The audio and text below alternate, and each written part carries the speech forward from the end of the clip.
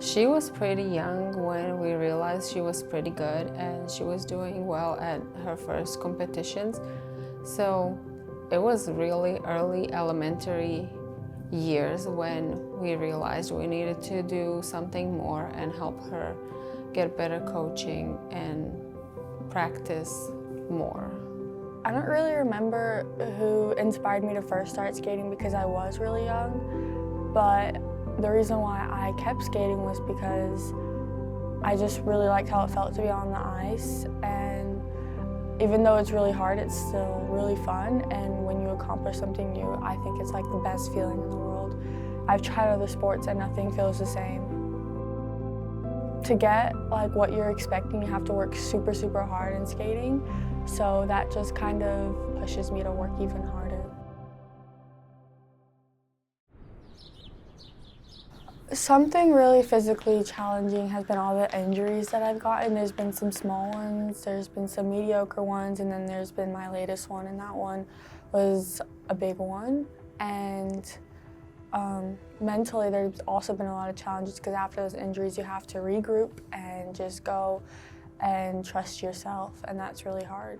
The day that I tore my ACL, I wasn't really thinking, I would say. I was really not focused, and when it happened, the moment it happened, I knew something was wrong. I just didn't know that I tore my ACL. I was kind of in shock that something did happen because it always just is so unexpected. The first thing that went through my mind when she got injured was, why did I not make her stay at home? Because she did not look right that day. She was really down, and I felt like something was holding her back. I wish I could have just called her personal trainer and told him she's not coming today.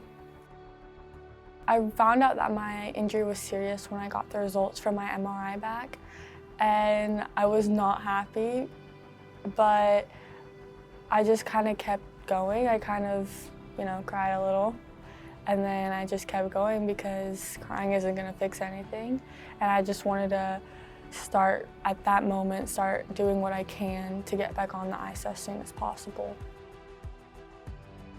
The hardest part of my recovery so far has been trusting myself. When I started to walk, it was really hard to just trust myself that I can do it. And running and jumping, I've started recently, and it's also a big mental game because I can do it, but my brain is just still kind of a little hesitant. And so the hardest part has definitely been getting my confidence back and just trusting myself again.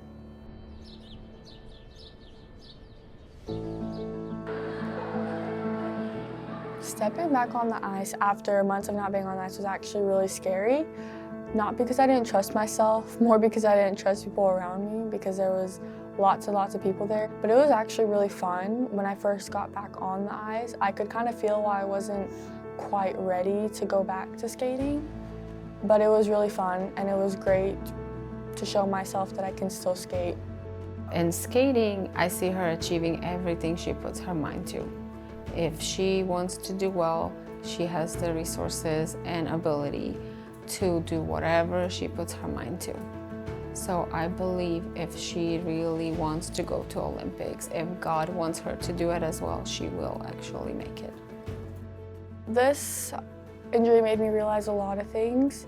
It made me realize that the plan I have for myself might not be the plan that God has for me. In the future, the job that I wanted did change. I used to want to be an anesthesiologist, but after going to PT for around 4 months, I have decided that I would like to be a physical therapist because I just love the work that they do, and I would love to make people stronger and get back to doing what they love to do most. If I could talk to Dominica's younger self, I would try to tell her always to listen to her body and be honest to herself, and know when her body is telling her she shouldn't do something, then probably that means don't do something. Don't push yourself. But if you're going to push yourself, make sure your mind is on what you're doing and not wandering off.